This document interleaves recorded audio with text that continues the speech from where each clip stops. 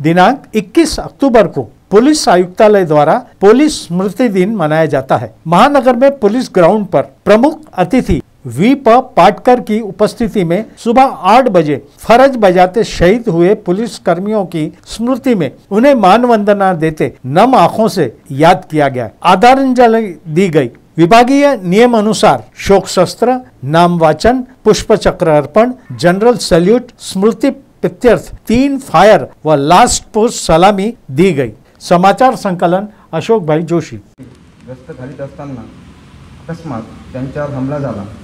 हमल्याची चाहूल लागताच सीमेच्या रक्षणार्थ अपुरे मनुष्यबळ व अपुरे शस्त्रास्त्रे याची पर्वा न करता 10 पोलीस जवान प्राणपणाने लढले व मातृभूमीच्या रक्षणार्थ या शूरवीरांनी मोठ्या संख्येने असणाऱ्या शत्रूंशी लढा देत स्वतःचे प्राण अर्पण केले।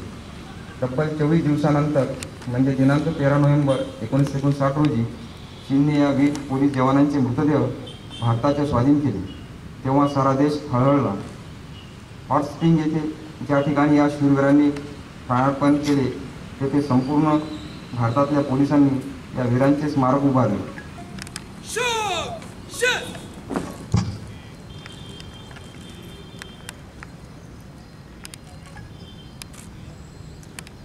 चंपती सिपाही माजी कायबराता कांस्टेबल बिंटू चौधरी, इशक मोहम्मद कायम खानी।